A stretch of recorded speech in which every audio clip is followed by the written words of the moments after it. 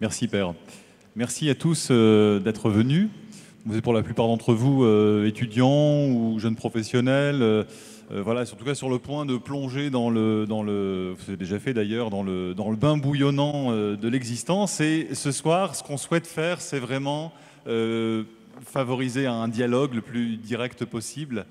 Avec tout d'abord Monseigneur Luc Ravel, donc, comme vous le savez, qui est archevêque de Strasbourg, président du pèlerinage, mais qui a aussi une certaine expérience en tant que pasteur déjà de la jeunesse, et puis aussi, me disait-il en arrivant, en ayant été évêque aux armées, eh bien, il a eu l'expérience du diocèse le plus jeune de France, puisque la moyenne d'âge quand même de ce diocèse, c'est, me disiez-vous, 31 ans, ce qui est quand même, on imagine toujours un monde en tout cas plus grisonnant quand il s'agit de diocèse, et voilà, c'est pas toujours le cas. Et à ma gauche, je salue la présence de quelqu'un qui ne veut plus qu'on dise de lui qu'il est un jeune prêtre, qui est le père Grosjean, donc qui est tout simplement prêtre, prêtre de la paroisse voisin Montigny le Bretonneux. Voilà. Et de temps en temps, si ça vous arrive d'allumer un téléviseur, il paraît que pour les moins de 30 ans, c'est de plus en plus rare, vous devez certainement déjà avoir vu le père Grosjean, mais aussi sur les réseaux sociaux, évidemment, puisqu'il est également connu comme blogueur. Voilà. Donc l'idée, c'est tout d'abord de pouvoir échanger un certain nombre de convictions. Que vivre, que faire? Ce sont au fond les deux questions qui nous habitent.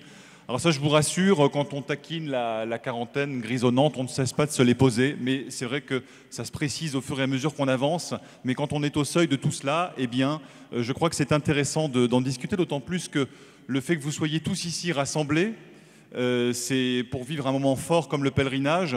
Évidemment, on se sent rasséréné, ressourcé, mais après, on reprend le quotidien, chacun sur nos lieux de vie. Et là, que faire, que vivre? Eh bien, tout simplement, je vous propose, Monseigneur Ravel, de lancer quelques idées que l'Assemblée reprendra à la volée. De même, ensuite, pour le Père Grosjean, et puis on instaurera peu à peu la discussion. Oui, je suis heureux de cette rencontre. Je suis très fier de vous rencontrer et de pouvoir vous dire que j'ai été un des premiers prêtres à participer aux Journées mondiales de la jeunesse. C'était à Saint-Jacques-de-Compostelle au siècle dernier, au millénaire dernier, en 1989. La plupart d'entre vous, je pense, vous n'étiez pas encore nés. Voilà. Évidemment, comme toujours, les premières sont toujours les plus merveilleuses, surtout qu'à l'époque, j'étais encore jeune. Je voulais vous partager 3 convictions. La première, la jeunesse n'est pas un état d'esprit. C'est un âge de la vie. Je sais que je contredis beaucoup d'autres penseurs ou écrivains ou autres personnes persuadées qu'elle est toujours jeune malgré le poids des ans et personnes qui commencent à prendre l'ascenseur au lieu de monter par les escaliers, j'en suis. Oui, je suis au 6e étage dans mon hôtel.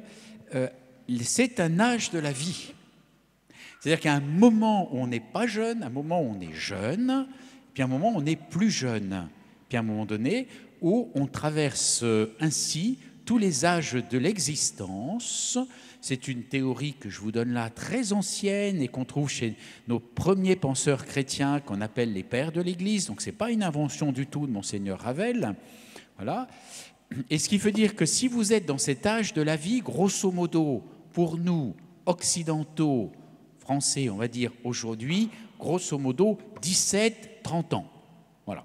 Évidemment, ces âges de la vie, tels l'éventail, se déplient différemment suivant les cultures et les situations où vous êtes. Mais je vous rappelle que vous avez tous commencé dans le sein de votre maman, en attendant un jour qu'on fabrique des bébés dans des éprouvettes, et puis vous avez été tout petit enfant, et puis ensuite adolescent.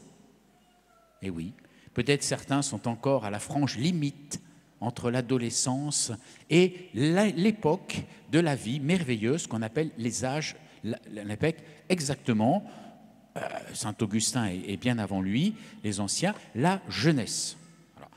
Alors ensuite, quand on me dit ce qui caractérise la jeunesse, ce sont les projets, alors moi je ne comprends pas du tout ce discours, ça ne correspond absolument pas avec mon expérience et l'expérience des autres. Donc définir la jeunesse comme un état d'esprit, c'est simplement aujourd'hui refuser de vivre d'autres âges de l'existence absolument passionnants, peut-être plus merveilleux encore, tant pis si je ne vous dis pas que vous êtes à l'âge le plus merveilleux, même si ça a été très merveilleux pour moi, la jeunesse. Vraiment, j'ai une jeunesse magnifique, donc j'en bénis le Seigneur. Ce n'est pas le cas de tous les jeunes, hein, évidemment. Voilà. Mais il y a des âges magnifiques qui vont suivre. C'est l'époque de la... on n'a pas bien de mots, même en latin, etc. On va dire la maturité. Voilà. Et puis, il y a l'avant-dernier âge de la vie qu'on appelle la vieillesse. Voilà. On a honte aujourd'hui d'être vieux. C'est quand même saisissant, quoi. Je dis, alors que c'est un âge éclairé de façon extraordinaire par des découvertes et des lumières que je n'avais pas avant. Voilà. Et puis, alors, il y a un dernier âge de la vie, ça fait le 7e, si vous avez bien compté, qui commence avec la mort. Parce que pour le chrétien, on sait que la vie ne s'arrête pas avec la porte de la mort, ce n'est qu'une porte. C'est la vie, voilà, dans l'éternité. Alors là, vous me demandez, si vous voulez, de vous la décrire. Je serai un peu embarrassé. Je ne sais pas s'il y a beaucoup de cocotiers, de lagons turquoise. Voilà, le nombre de vainés ne m'a pas été donné, etc., etc., etc. Voilà. Je sais simplement que nous serons dans un cœur brûlant d'amour et qu'on aura une énorme empathie et compassion pour tous nos frères qui sont sur terre. Voilà, donc ça, c'est la première conviction que je voulais vous dire. Donc, c'est un moment de votre existence, vous avez 20 ans, voilà, 25 ans, vous êtes jeune. Vous en avez 17, vous êtes à la limite. Vous en avez 30, vous êtes peut-être déjà à la limite, mais ce n'est pas grave, parce que l'adolescence était un âge déjà merveilleux à vivre avec Dieu. Et quand on me dit la jeunesse, c'est les projets, moi, déjà adolescent, j'étais comme vous, j'imagine, j'avais plein de projets ou de rêves. À l'adolescence, on est plutôt dans le rêve, encore. Voilà. Et même encore aujourd'hui, à 62 ans, je suis bourré de projets et d'intentions, etc. Voilà. Donc, ne rentrez pas dans les formules toutes faites. Hein, voilà, je vous en supplie. Et alors, évidemment, à chaque âge de la vie, comme à l'âge de la jeunesse, il y a quelque chose à vivre avec Dieu. Ma première conviction que je voulais vous partager. Quoi? Eh bien, c'est à nous de le découvrir. Alors, deuxième conviction que je voudrais vous partager.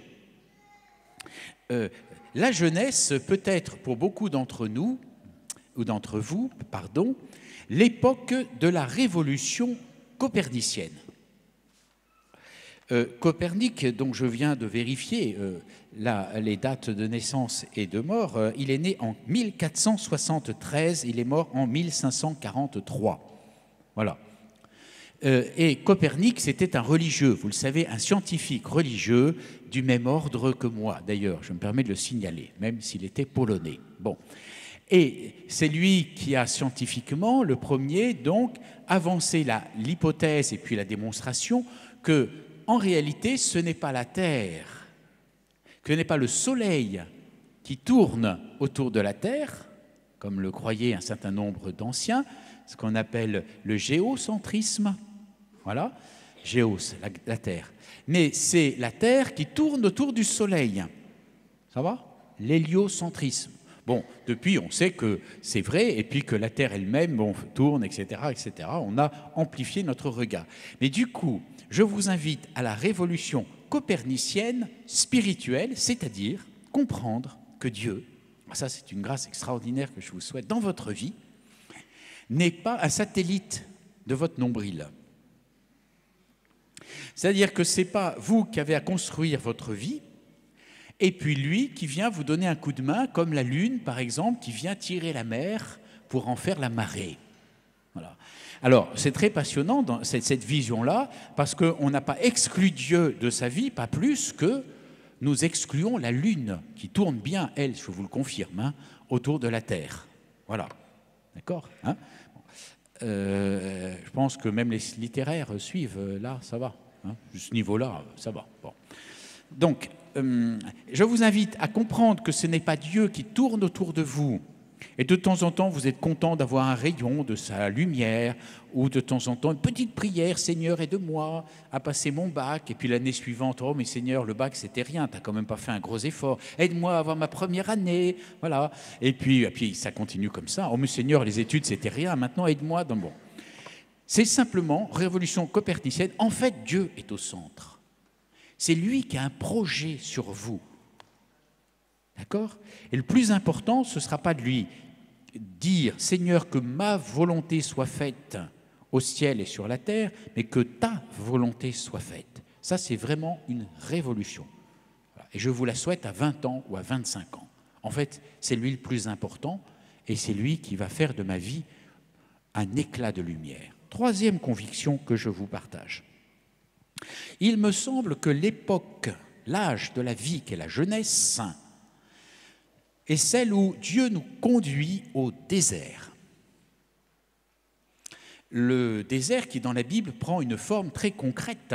On passe d'une terre ample, riche, féconde, nourricière, l'Égypte, voilà, la vallée du Nil, où l'on construit des cultures, des civilisations pharaoniques, alors au sens littéral du terme, là, voilà, bien merveilleuse, la viande qui bout dans les marmites, voilà, et les oignons à manger, les salades épaisses, voilà, je parle pour les hommes et pour les femmes, là, vous voyez, les deux types de régime. Et voilà, on est heureux, voilà, c'est une terre magnifique, l'Égypte, voilà, splendide. Et puis Dieu nous invite au désert. Le désert qui, évidemment, dans toute la symbolique biblique, signifie le passage à l'intériorité. À l'intériorité. Voilà. Les capacités à avoir une vie intérieure, une vie de silence, une vie où même le smartphone est éteint. Vous savez que vous avez un bouton sur le côté? Oui, bon. Voilà. Il paraît même que c'est meilleur pour eux. Donc c'est sensationnel, c'est meilleur pour vous, c'est meilleur pour eux d'éteindre de temps en temps son smartphone ou ses smartphones. Donc fantastique, tout se rejoint. Voilà. Donc c'est vraiment cet âge de l'existence où l'on peut découvrir dans une maturité que nous n'avions pas avant, cette capacité de solitude, d'intériorité, c'est des mots qui doivent résonner, de silence, d'oraison, de descendre dans les profondeurs de soi, etc., etc. Voilà, 3 convictions que je voulais vous partager. Merci beaucoup, Monseigneur Ravel. Donc, Monseigneur Ravel, qui n'est pas non seulement un homme de foi, mais qui est aussi un scientifique, qui vient de nous démontrer brillamment que Dieu n'est pas un satellite de notre nombril. Père Grosjean, vous qui pianotiez justement sur votre smartphone, est-ce que vous confirmez? Non, parce que il y en avait dans la salle qui me font des paris pour savoir si je vais placer des mots absurdes. Voilà. Ce n'est pas un jeu, cette conférence. Donc je ne dirai pas zèbre, ni je ne sais plus quoi. En fait, j'avais moi aussi, si vous le voulez bien, 3 convictions à vous partager, assez complémentaires de ce que Monseigneur Ravel vient de dire, et sur lesquelles vous pourrez peut-être rebondir. 3 convictions qui me semblent être 3 enjeux, et pour l'âge où on se construit, on se prépare à s'engager, et aussi pour cette époque dans laquelle vous êtes et qui vous est donnée. Il vous est donné de vivre votre âge dans l'époque qui est la nôtre aujourd'hui et dans le réel qui est le nôtre aujourd'hui. D'abord, un des premiers enjeux pour moi, c'est la question de la foi. Concilier qu'elle est en même temps un don et un choix. Le don qu'on a reçu au baptême, vous avez reçu cette capacité de croire, vous avez reçu ce cadeau de la foi, mais c'est aussi un choix, une décision d'adhérer à la vérité révélée. Et ça, je vois que c'est souvent difficile pour beaucoup de comprendre qu'à un moment donné, il y a une décision à prendre. Et j'en vois qui arrivent dans les années, ils ont 20 ans, 25, 30, et on sent en fait, au fond, que la décision n'est pas vraiment prise. C'est flottant. Parce qu'ils confondent avoir tout compris et croire. On a le droit d'avoir plein de questions. Et c'est ça qui est génial, justement, c'est qu'on a la capacité de réfléchir notre foi. Et on sait bien que la foi de l'enfance ne suffit plus, on a besoin de comprendre, l'intelligence réclame. Mais il ne faut pas attendre de tout comprendre pour croire. Il faut croire pour comprendre. Comme disait je ne sais plus quel père de l'Église, Monseigneur. C'était lequel? C'est le vôtre, non? Saint-Augustin. Ah oui, Saint-Augustin. Ça fout mal de ne pas savoir ça devant un évêque. Mais, en plus. Mais, ça c'est une vraie question pour chacun d'entre nous. Au moment, vous voyez, de m'engager dans la vie, est-ce que j'ai justement, ce que disait Monseigneur, décidé de faire de Dieu le centre de ma vie? Ce n'est pas un truc que je vais ressentir, il ne faut pas attendre de ressentir. À un moment donné, il faut choisir. Il y en a qui sont tellement nœuds au cerveau, en fait, qu'ils ne choisissent jamais. C'est un peu comme dans l'amour, d'ailleurs. À certains, alors pas trop tôt, pas trop vite, pas trop près, vous savez, mais à un moment donné, il y a quand même un âge où on dit, pour d'autres, l'enjeu, c'est plutôt de décider. Voyez. Et à un moment donné, il va falloir décider. C'est elle parce que tu l'as choisi. C'est lui parce que tu le choisis. La foi comme un choix d'adhérer au don que j'ai reçu. Je choisis de faire confiance. Et moi, ce qui m'a profondément aidé, c'est quand j'ai compris que la foi pouvait être vécue comme une amitié. L'amitié, c'est à la fois un don et un choix.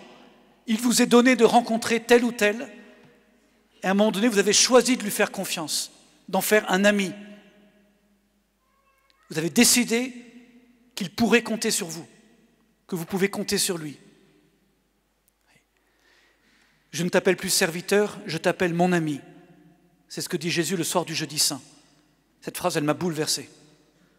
Et comme on a tous l'expérience de ce que c'est que l'amitié, le jour où vous décidez que votre foi, c'est une amitié, ça vous libère. D'abord parce que l'amitié, on ne la remet pas en cause tous les jours, en fonction de ce qu'on ressent, en se prenant le pouls, en se tâtant le machin. Non, non. J'ai choisi. Il peut compter sur moi, je suis là pour lui. Et ça vous libère aussi de, comme disait Monseigneur, de vous regarder le nombril. Parce qu'en fait, on ne va plus à la messe juste parce qu'on en a envie. Puis du coup, on n'y va pas quand on ne ressent pas l'envie. On y va parce qu'il m'attend. Parce que la seule preuve que je peux donner à un ami, qu'il est mon ami, c'est de prendre du temps pour lui. C'est le temps que je lui consacre.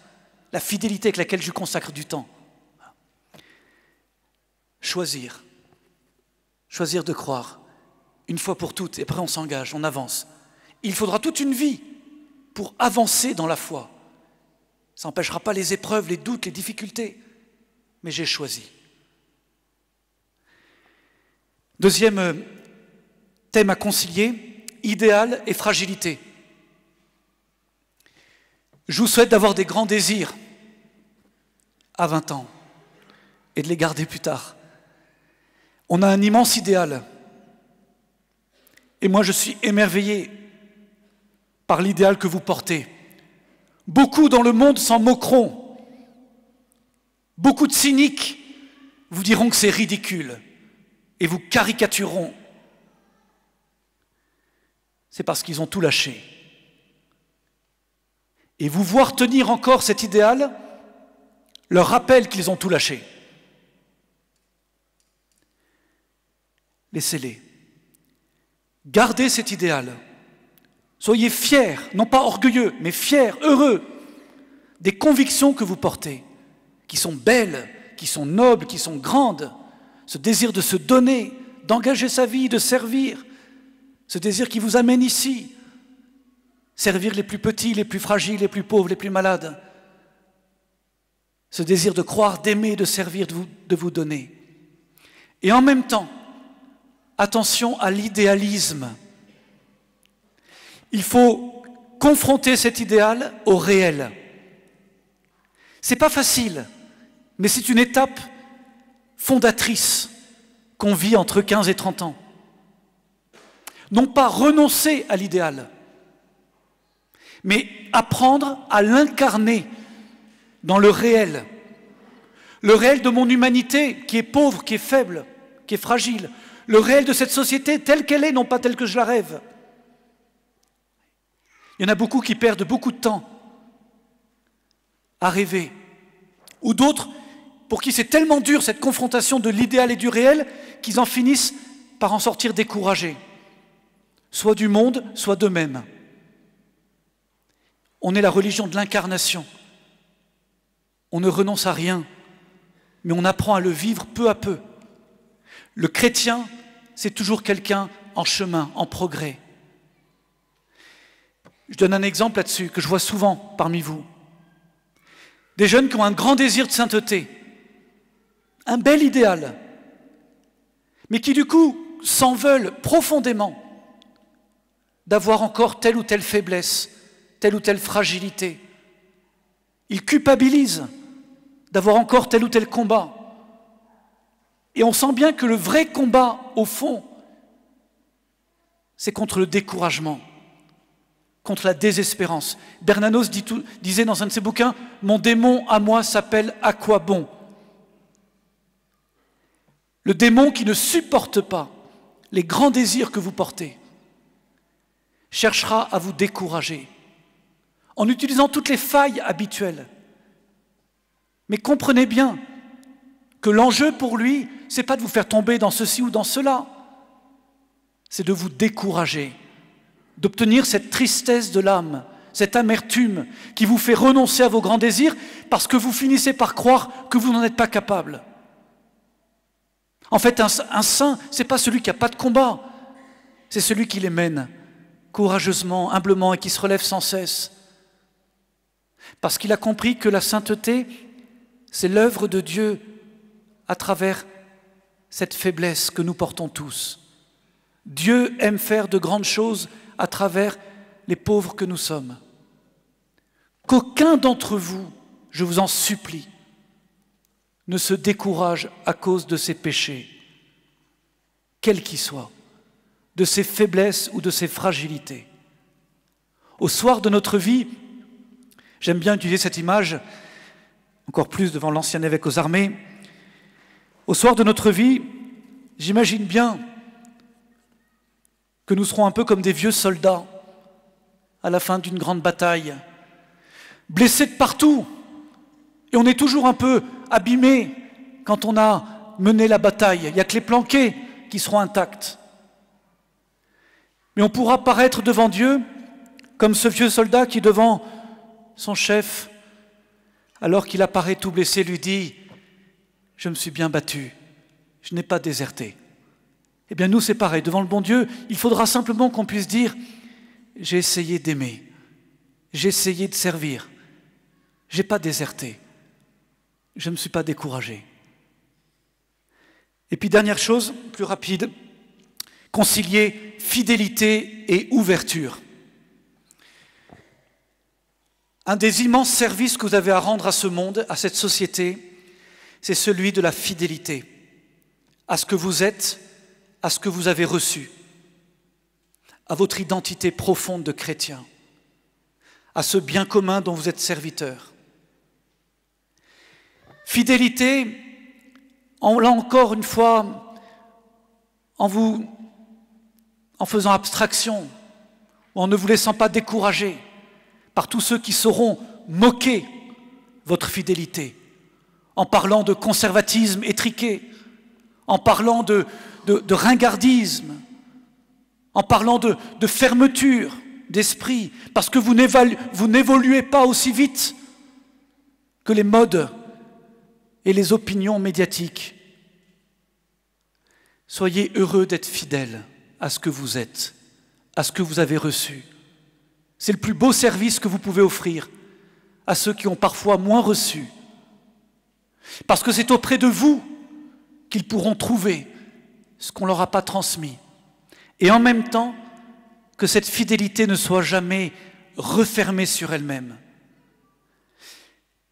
Nos paroisses, nos groupes d'amis, nos communautés, nos pèlerinages ne sont pas des citadelles, mais des tremplins, des oasis et des tremplins, des lieux de consolation où chacun peut venir s'abreuver, où chacun peut venir être consolé, être encouragé, être conforté, et en même temps des tremplins pour partir, aimer et servir ce monde qui vous est confié et dont nous ne pouvons pas nous décourager. Nous ne sommes pas dans des citadelles assiégées, même si parfois tout semble le montrer. Parce que la mentalité de citadelle assiégée, au fond, c'est une mentalité de renoncement à servir ce monde et à croire que le Seigneur peut continuer d'œuvrer en son sein. Nous sommes, nos communautés, nos paroisses, nos groupes d'amis, nos unités scouts, nos pèlerinages sont à la fois des oasis et des tremplins. Tout cela, mes amis, si vous pouvez en plus le vivre ici et ailleurs, entre amis, alors c'est extraordinaire. Voir des amis qui, il y a 5 jours, se doraient la pilule sur la plage, à pas faire grand-chose, mais qui sont capables, après s'être amusés, de venir servir ensemble et prier ensemble, ça, c'est les plus belles amitiés. Et je vous souhaite de vivre cette construction de la foi, cet idéal au cœur même des fragilités, cette fidélité dans l'ouverture, ensemble, entre amis, en vous y encourageant les uns les autres.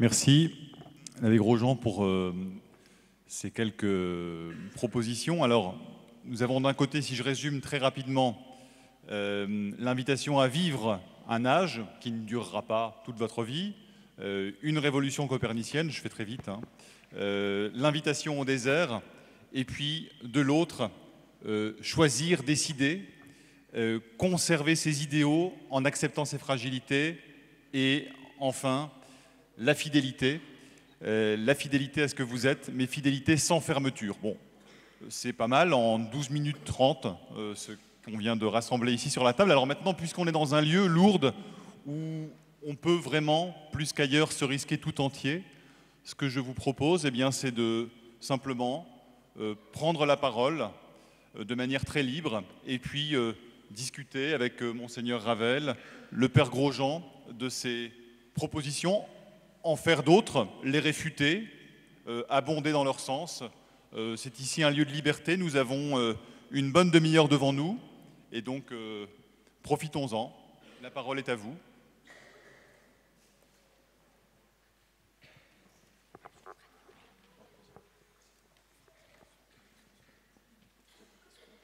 Oui.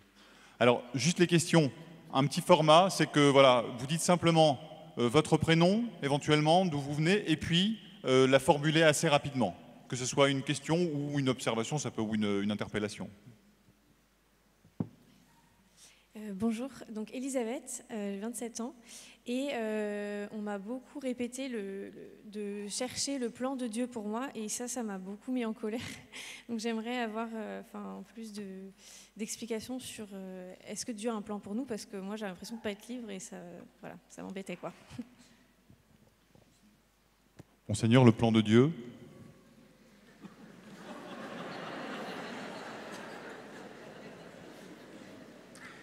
L'avantage, c'est que quand on est 2 intervenants, et surtout Pierre Hervé, que nous sommes rencontrés plusieurs fois, puisqu'il était jusqu'à date récente curé d'une paroisse où il y avait un de nos lycées militaires, n'est-ce pas, à Saint-Cyr-l'École, donc il y avait des liens profonds, puisque quand j'étais évêque aux armées, je m'occupais aussi des 6 lycées militaires, on appelle les lycées de la Défense, dont celui de Saint-Cyr-l'École.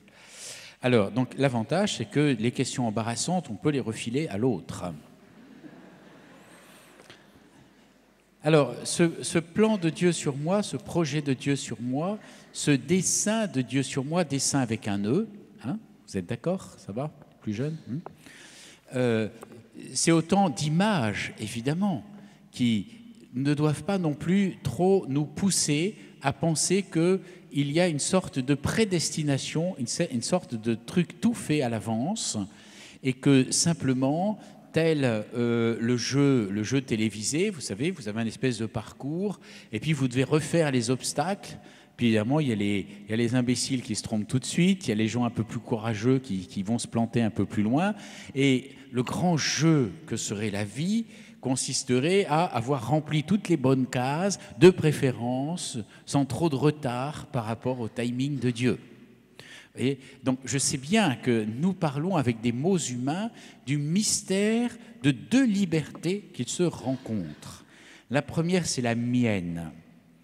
Je commence par celle-là, même si c'est la toute petite liberté, mais c'est la mienne. Et donc j'en ai l'expérience. Et d'ailleurs, comme souvent avec ce que je suis, là, moi avec mon humanité, là, je fais l'expérience de ce que je suis par mes limites. Ouais. Vous savez, c'est quand vous touchez les limites de votre corps, parce que vous avez fait un effort physique très important. Vous voyez, mesdames, après votre match de rugby, ce qui est sûrement votre sport préféré, vous commencez à sentir votre corps par les courbatures, voilà, les limites. Et de même, la liberté, vous en avez souvent l'expérience par les limites de votre liberté. On ne sait pas quoi faire, on ne peut pas faire tout ce qu'on veut, le père Grosjean l'a redit, etc. Bon. Il y a une première liberté, c'est la mienne, puis il y a une deuxième liberté qui elle, est extraordinaire, parce qu'elle, je vais employer un langage un peu philosophique, elle n'a aucun conditionnement, n'est-ce pas ? Si j'ose dire, dans mes petits mots d'homme, défaillant évidemment, je pourrais dire que la liberté de Dieu n'est limitée, entre guillemets, que par son amour. Mais en réalité, c'est ridicule, parce que quand on aime, on est vraiment libre, justement. Mais enfin, je pourrais le dire comme ça, voilà. Bon, alors tout ça, c'est pas pour te mêler la tête, mais c'est pour dire, voilà, il y a deux libertés. Il y a la tienne et puis il y a celle de Dieu. Mais Dieu nous a créés, et c'est ça qui nous manque aujourd'hui, parce que nous devons rejoindre quelque chose de son amour. Nous sommes en fait que des éléments de l'immense, nous sommes une diffraction, tout simplement, de l'immense amour de Dieu. Voilà, c'est tout ça. C'est pour ça qu'il nous crée par amour et pour l'amour. Et là, nous sommes tous différents. Et toute notre théologie nous dit que Dieu nous a créés uniques, déjà comme être naturel, et puis ensuite uniques par les grâces que Dieu veut nous donner. Voilà. Et imaginez les pièces d'un puzzle, voilà. Alors, ce plan de Dieu, pour reprendre ton expression, ne doit pas t'imposer une image d'une sorte de bon élève qui a bien rempli toutes les questions, encore une fois mathématiques ou littéraires, n'est-ce pas? Tu dois sortir, on doit s'abstraire de cela. C'est pour ça que je préfère le mot appel, vocation. Viens à ma suite. Voilà. Et évidemment, on a un Dieu qui veut nous conduire à la plénitude d'amour qui correspond à ce que je suis. Et je suis unique, c'est-à-dire mon chemin d'amour et de sainteté. Et donc, l'appel de Dieu correspond à ce que je suis et que je n'ai pas choisi. Je suis un homme. Je suis né, comme l'a rappelé le père Grosjean, eh bien maintenant, je suis à cette époque, je n'ai pas choisi de naître pour moi en 1957. Voilà. Et nous ne pourrons jamais choisir notre époque. Voilà. Il y a plein de choses comme ça. Et ce que je suis peut être quelque chose d'extraordinaire et de complètement surnaturalisé par l'amour de Dieu. Et c'est cela que je dois chercher. C'est ce décentrement dont je parlais. Ensuite, je suis déçu, je vais vous décevoir en vous disant que ce plan de Dieu, pour reprendre l'expression, de toute façon n'est jamais qu'un chemin pour chacun de nous. C'est-à-dire que moi, qui a 20 ans et retrouvé le Seigneur, à 23 ans, 22 ans et demi, et découvert que je ne m'étais pas trompé, mais que c'était plus ça qui m'intéressait dans mon étude d'ingénieur et que je voulais me donner totalement à Dieu. Je suis encore, tu as calculé, ça fait maintenant 62 ans, parce que je suis né en 57, ça va? Okay. Je suis encore en train de chercher ma vocation. Je ne sais pas si je suis clair. C'est-à-dire que je ne renie rien de tout ce que j'ai vécu. Attention, ne l'interprétez pas en vous disant « Ah oui, il remet en cause ses engagements de vie religieuse, de vie sacerdotale, etc. etc., etc. » Pas du tout. Je suis encore à me dire « Seigneur, je crois que tu m'as béni, parce que c'est vrai que j'ai eu la chance de le rencontrer assez tôt, etc. etc. J'ai eu beaucoup, beaucoup de chance et de grâce dans ma vie. Et en même temps, je sens que le nom divin que Marie a reçu le jour de l'Annonciation, je le cherche encore.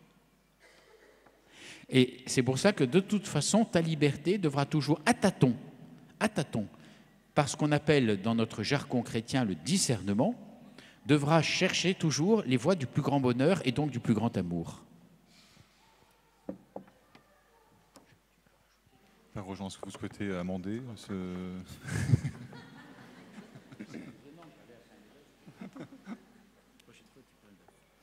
Monseigneur, mon père, Régis, 24 ans. Dans mon métier, je suis officier de marine et j'ai affaire à énormément de gens qui sont portés par l'idéal militaire, l'idéal du service de leur pays, et qui, à côté de ça, ont reçu une éducation religieuse qui a été la première victime de leur contact avec le monde extérieur, pour ainsi dire. C'est-à-dire qu'ils quand ils ont quitté leur école, quand ils ont quitté le cours familial, ils ont rencontré d'autres gens, ils ont été exposés à beaucoup d'autres idées. Le premier idéal qu'ils ont perdu, la première victime du relativisme qu'ils ont découvert avec cette sortie du cocon, ça a été justement leur idéal religieux, et qui aujourd'hui revendiquent, en dépit de leur éducation religieuse, le fait qu'ils ne croient plus en rien, mais qui, à côté de ça, restent portés par cet idéal militaire du service de leur pays, et qui sont tout à fait conscients qui font ça pour servir une cause plus grande. Donc, comment expliquez-vous le fait que l'idéal, en l'occurrence du combattant, occupe dans l'esprit de la plupart des gens aujourd'hui une place supérieure à l'idéal religieux? Et une deuxième question corollaire, comment, au contact du relativisme, conserver-nous notre idéal religieux tout en gardant une ouverture sur l'extérieur? Peut-être alors, d'un côté, on a un ancien évêque aux armées, de l'autre... Vous étiez parti sur l'idéal tout à l'heure, peut-être que c'est le... J'ai préparé Naval.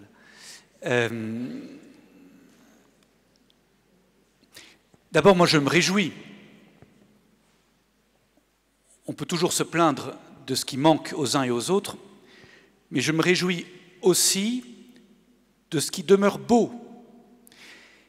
On a eu l'occasion de faire mémoire de plusieurs de nos soldats qui sont morts récemment.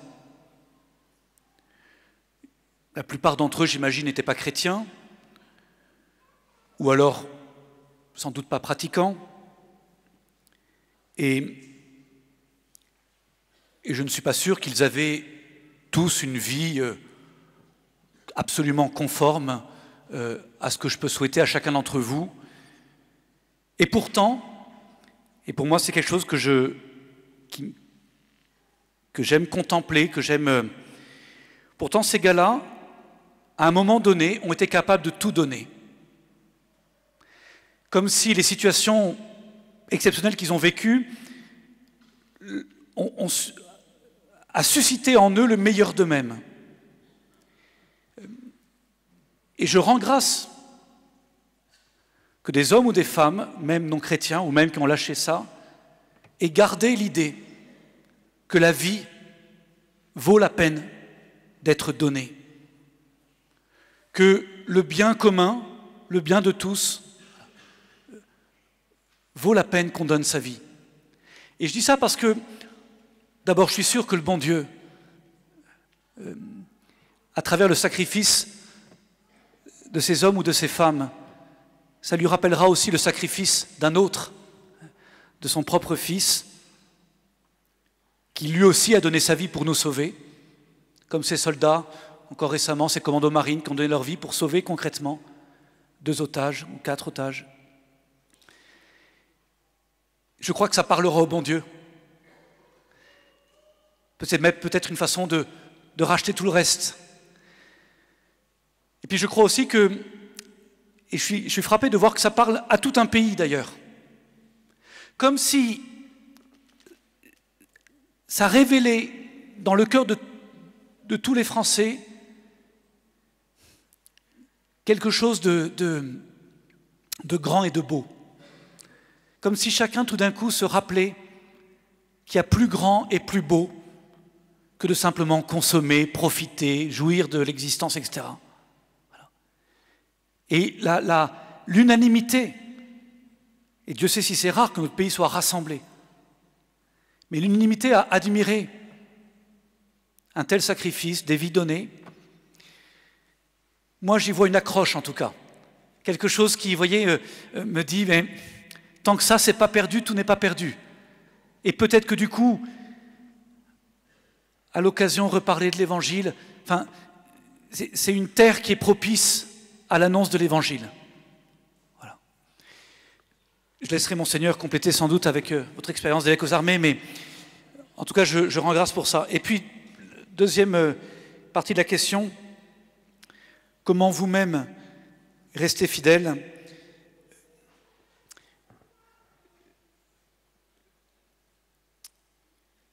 Je crois qu'on a justement besoin d'avoir fait le choix de la foi. Moi, j'ai commencé mon ministère de prêtre à la cathédrale Saint-Louis de Versailles, il y a 15 ans. Donc les jeunes que j'ai connus, qui avaient 14-15 ans à l'époque, étaient scouts ou guides, maintenant ils sont vraiment adultes.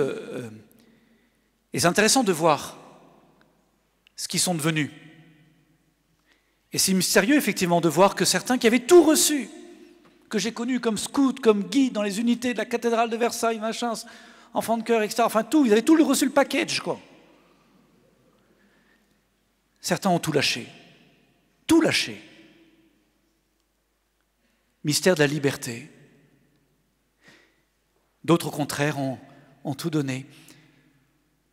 Mais peut-être que, justement, ils avaient reçu sans choisir d'adhérer. Et parfois, quand on reçoit tellement facilement, c'est pas si facile ensuite de se l'approprier, de faire ce travail d'y adhérer. On m'a dit que, l'Église dit que, mais est-ce que je suis capable, à mon tour, de choisir? Moi, je crois. Je reçois, bien sûr, mais je choisis d'adhérer. Je sais pourquoi j'ai choisi. Quand ce choix n'a pas été fait, c'est fragile. Parce qu'on reste, du coup, ça reste l'histoire d'un milieu dans lequel on a évolué. Puis quand on sort de ce milieu, ben on risque de tout perdre. Souvent, c'est l'expérience que vous faites, le premier stage à l'étranger quand vous êtes en école. C'est assez décapant souvent. Première fois, vous vous retrouvez à 6000 bornes. Je pense en particulier à ceux qui partent en Chine. C'est souvent très décapant. Parce que c'est tellement une culture absolument différente. Il n'y a rien qui vous rappelle d'où vous venez. Et alors là, qu'est-ce qui va faire que je prie encore? Qu'est-ce qui va faire que je vais aller à la messe quand parfois il faut faire 30 bornes pour trouver l'église? Qu'est-ce qui va faire que je ne vais pas faire n'importe quoi alors que personne n'en saurait rien? Qu'est-ce qui va faire que je vais vivre ce que je crois? Et puis vous laissez-vous aider. La vraie force d'un homme, d'une femme, ce n'est pas d'être parfait. On peut tous, dans cet apprentissage de la fidélité, on est tous des pauvres, hein, moi le premier. La fidélité, ce n'est pas un truc qu'on a une fois pour toutes, quoi. On l'apprend, on l'éduque. Et on est tous fragiles. Mais parce que je me sais fragile, je sais que la vraie force d'un homme ou d'une femme, c'est de savoir se laisser aider. Bienheureux parmi vous, non pas ceux qui sont parfaits, ceux qui sont fidèles ou qui se pensent fidèles, nickel, zéro faute. Mais bienheureux ceux qui ont la simplicité, l'humilité, de savoir se laisser encourager, de savoir aller trouver tel prêtre, tel religieux, telle religieuse, tel adulte inspirant, auprès de qui être encouragé, être relevé, être consolé, dans cet apprentissage de la fidélité. On n'est pas chrétien tout seul, et on n'est pas fidèle tout seul. Et c'est vrai pour moi le premier. Voyez ? Que chacun d'entre vous sache auprès de qui il peut trouver cette aide, ce soutien, justement dans les heures difficiles comme dans les heures joyeuses. Est-ce que vous souhaitez revenir sur la première partie de la question?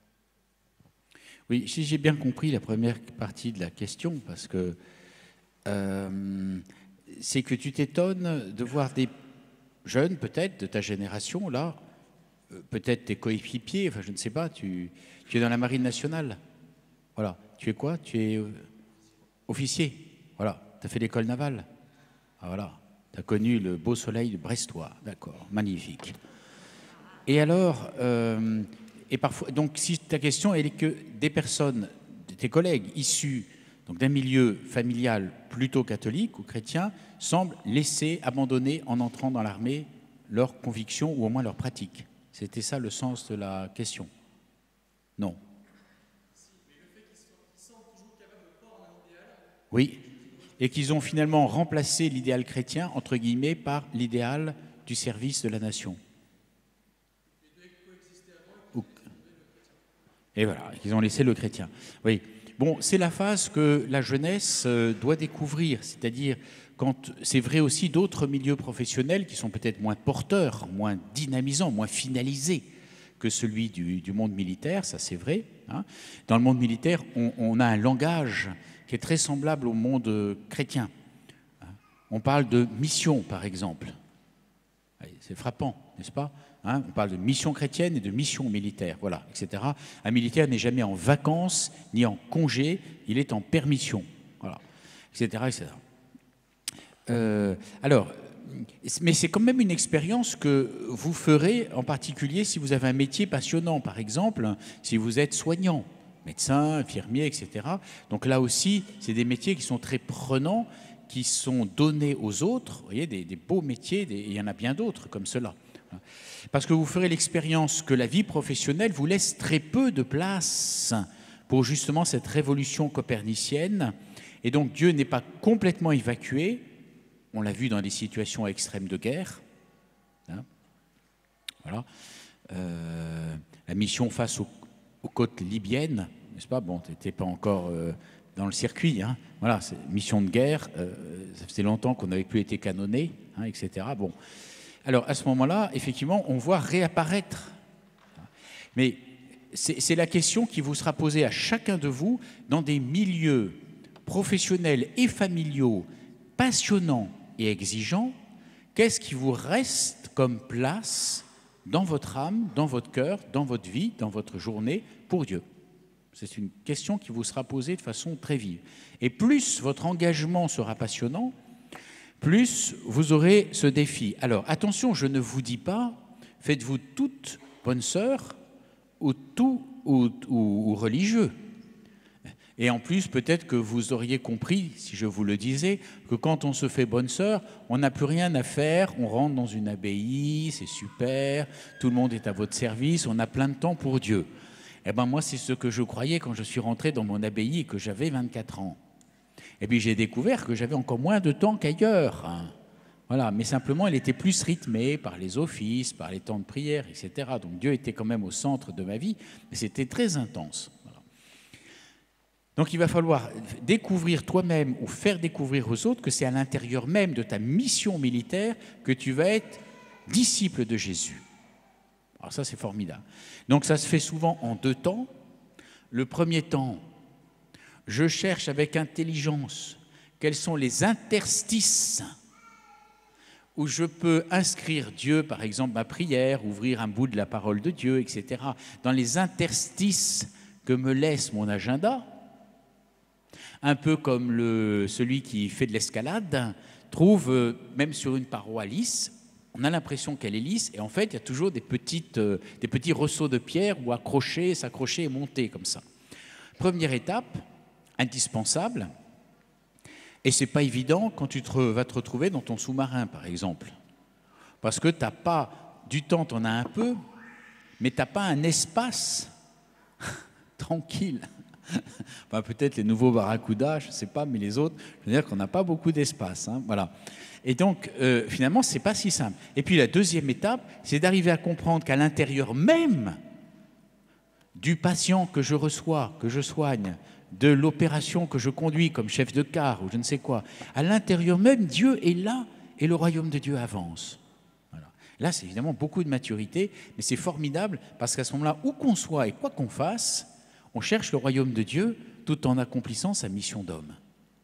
Bon, juste ce que je dis. Voilà. Après, tu verras, si tu as des situations de guerre, alors là, une des expériences que j'ai vécues, passionnante, c'est de comprendre que l'homme que je suis, l'homme que tu es, la femme que vous êtes, voilà, vous existez comme l'eau. L'eau. Je montre la bouteille pour qu'on comprenne de quoi il s'agit, n'est-ce pas? Voilà. L'eau existe. Est-ce que moi, Monseigneur Ravel, archevêque de Strasbourg, puis-je marcher sur l'eau? Oui, est-ce que j'ai la foi? On va voir. Est-ce que vous pensez que j'ai la foi? Non mais répondez, là, honnêtement, là, les jeunes. Est-ce que je peux marcher sur l'eau? Oui. Il y en a qui ont dit non, parce qu'ils pensent que je n'ai pas assez de foi pour marcher sur l'eau. Mais je n'ai pas besoin de la foi pour marcher sur l'eau. Il suffit qu'elle soit gelée.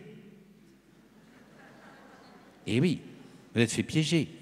Parce que l'eau existe. Est-ce que je peux avancer dans l'eau sans nager? Oui, si elle existe sous forme de vapeur. 3 états différents pour l'eau. Et je me suis aperçu d'une chose, et j'espère, je te souhaite de le vivre pour toi-même aussi, que dans certains états de pression, de la guerre par exemple, pression opérationnelle telle, l'homme devient différent. Et alors des découvertes de la foi ancienne peut-être, qui étaient là comme une espèce de levain, mais qui était plus actif, extraordinaire.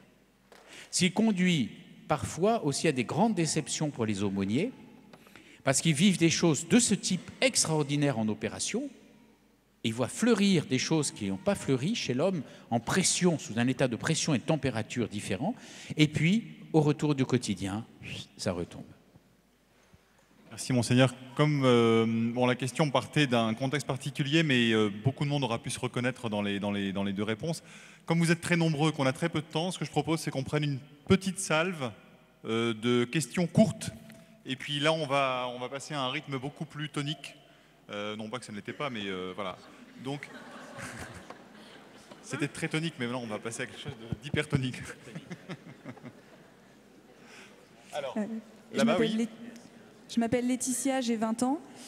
Comment concilier abandon à la volonté de Dieu et action dans le monde, poursuite de nos idéaux et voilà, le lien action et abandon à la volonté de Dieu. Lien, action, abandon, qui prend là.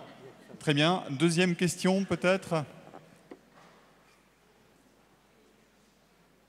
Est-ce qu'un bras se lève? 2. Bonjour, moi c'est Nicolas Correa et j'ai 28 ans, je suis responsable administratif et financier. Et moi j'ai quelque chose qui me perturbe en entreprise, c'est qu'on perd des fois quelques-unes de nos valeurs catholiques au boulot. Quelques-unes de nos valeurs catholiques au boulot, qui est un peu on nous force à mentir. Par exemple, dans la finance, on est obligé des fois de mentir devant les commissaires aux comptes pour le bien de l'entreprise, alors que ce n'est pas une valeur catholique. Et on le fait chaque année. Excellent, c'est bon la question. Alors le mensonge en entreprise, enfin bref, voilà, en tout cas ce qui fait qu'on est moins catholique qu'on ne le voudrait peut-être. Alors, une troisième question.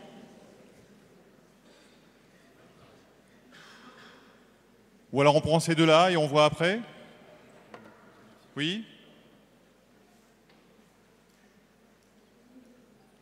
Ça fait très jeu télévisé comme ça en courant. Mais c'est bien qu'on en prenne une au fond. C'est tout à fait au fond, d'accord. Voilà, et... D'accord. Allez-y.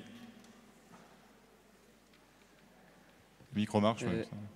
Monsieur l'abbé, vous avez parlé de fidélité et d'évolution. Quelle est la limite, enfin, jusqu'où peut aller la fidélité et jusqu'où peut aller l'évolution sans... porter préjudice à la fidélité? Bon, là, il y a quand même une tension là, qui se dessine, c'est cette fidélité, idéaux, abandon, etc., etc. Là, il y a quand même quelque chose que vous aviez particulièrement développé au début. Donc on sent que ça... Alors, de façon hypertonique,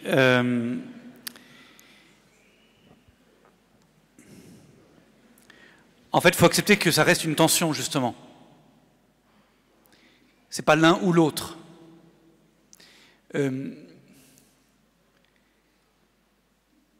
Si je sais qui je suis, si je suis heureux d'être ce que je suis, si je suis fidèle à ce que j'ai reçu, ça me rend d'autant plus libre, en fait, pour accueillir ce que je peux découvrir, pour réfléchir sur quoi je peux bouger, etc.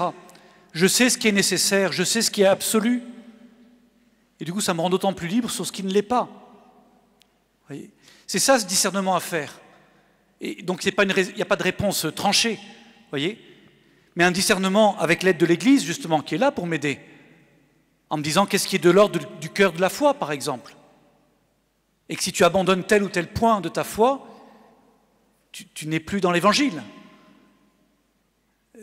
Et on a tous le risque de se construire notre propre petit... comme au supermarché, on prend ce qui nous plaît de ce que dit l'Église, de ce que dit Jésus.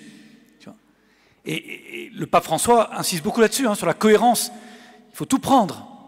Et parfois, ça nous bouscule forcément dans un point ou dans un autre. Donc, mais en même temps, c'est en étant fidèle à ce qui est essentiel que ça me rend d'autant plus libre sur ce qui peut évoluer, sur ce qui peut changer, sur ce que j'ai aussi à progresser, à découvrir, à recevoir du monde qui m'entoure. On pourrait dire aussi, je termine là-dessus, fond et forme. Il y a le fond, ce qui est toujours vrai. Et ça, ce qui est vrai, ce qui était vrai il y a 2000 ans, ce qui était vrai il y a 500 ans, est vrai aujourd'hui. La vérité, elle nous dépasse, on en est serviteur simplement. On en est témoin. Mais ensuite, il y a la façon de l'exprimer, par exemple. Bien sûr qu'on a tous à progresser, et bien sûr qu'on peut tous évoluer dans la façon d'expliquer la vérité. Et ça, Dieu sait si on a des progrès à faire souvent.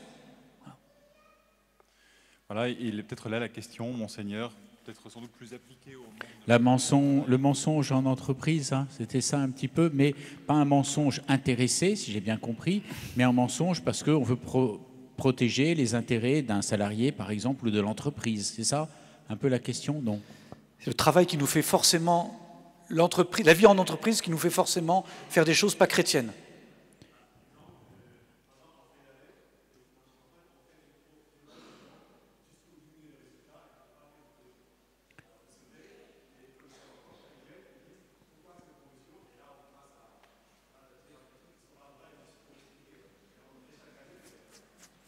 Oui. Alors, évidemment, il peut y avoir des traditions voilà.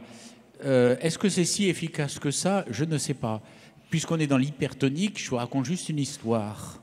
Mon papa était militaire.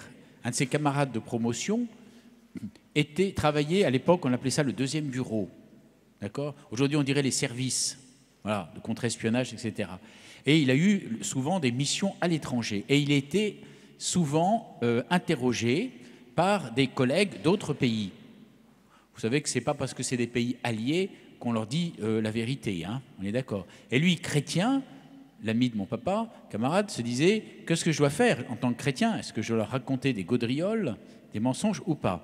Et alors il s'était fixé une ligne, c'est lui-même qui me l'a raconté. Il a toujours dit, de façon très cash, toute la vérité. Il n'a jamais été cru. Et ce qui fait qu'il a à la fois concilié sa vie de droiture chrétienne et en même temps la protection des données. Parce que les autres membres de services aussi particuliers, spéciaux, étaient persuadés qu'ils ne pouvaient pas dire la vérité. Donc, vous verrez que le bénéfice sur du long terme de la franchise et de la vérité, de ce qui doit être connu, est toujours gagnant, mais à la longue. C'est-à-dire à court terme, on pense que le mensonge est gagnant. En réalité, c'est faux dans l'expérience humaine. Le discernement donc n'est pas une compromission molle, en gros. Voilà. Et éventuellement une autre question pour terminer, parce que là on a tout simplement passé l'horaire et je vois que beaucoup de monde quitte la salle. Donc je vois qu'aucun bras ne se lève, ce qui fait que voilà, tout le monde sait parfaitement quoi faire, quoi vivre dans les années et les décennies